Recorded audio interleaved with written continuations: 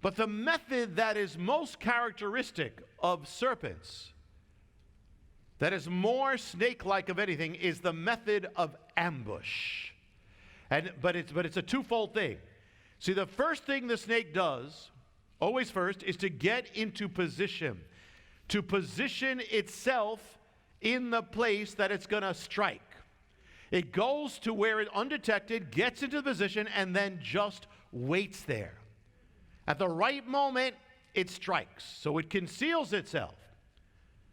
So where does it go? The snake goes to trails where rodents go, where there's a path where they go, and will remain hidden in that location, sometimes even for weeks.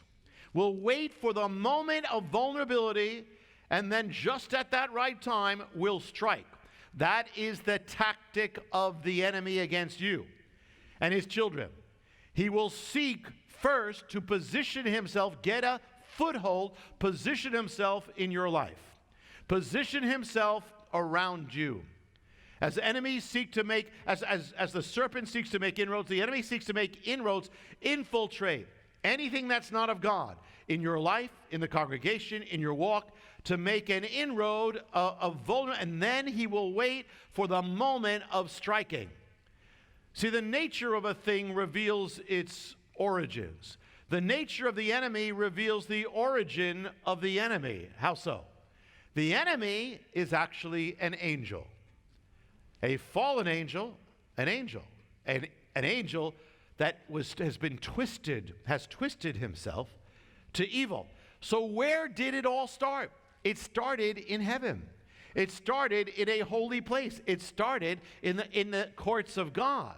It was a rebellion that started. So what happened? The enemy positioned himself for rebellion in a holy place. And so he had to gain strength in secret. And the demonic realm in some way had to, it says, the Bible says, he took all sorts of them with him. So he had to do it in secret. Of course, God knew, but he had to do it in secret. And then for the right time, then he acted. So that's the way he acts in your life. Notice Absalom, the son of David.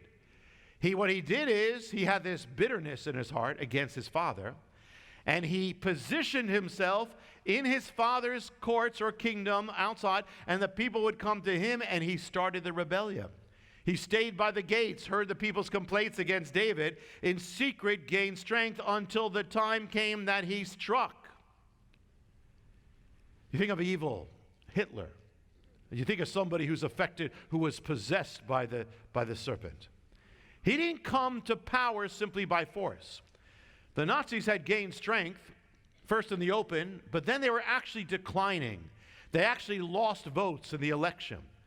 But Hitler made a deal with a politician in the government, and he positioned himself in that position. He began working in secret to eliminate all opposition. He flattered the president, a guy named Hindenburg. He was the war hero, and he was the president. He flattered him, had a ceremony where he bowed before the president, but as he was doing it, he had caused the president to agree to transfer power to him, emergency power. And that once he was in position, he had this thing called the Enabling Act, and so he democratically was voted, and by emergency power, he took over everything. And yet, even when he came to power, he did the same tactic to the world. It's the enemy. And that is, at the beginning, he didn't speak about war. He spoke about peace. He kept speaking about peace, but in private, he was planning for war. And in private, this is a quote of his, and you can see it's the enemy. He says, the question, this is him speaking, to me, is never to take a step that I have to retract and bring harm to us. I'm not going to challenge my opponent immediately to a fight. I don't say fight just for the pleasure of fighting. Instead, I say, I will destroy you. And now cleverness helps me maneuver you into a corner that not a blow will be struck until you get a thrust into your heart.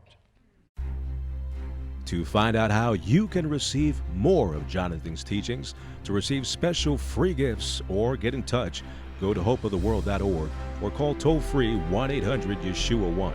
That's hopeoftheworld.org or call 1-800-YESHUA-1. That's 1-800-937-4821. You can also get more at Jonathan Cahn's Facebook page or write us direct at Hope of the World, Box 1111, Lodi, New Jersey 07644, USA.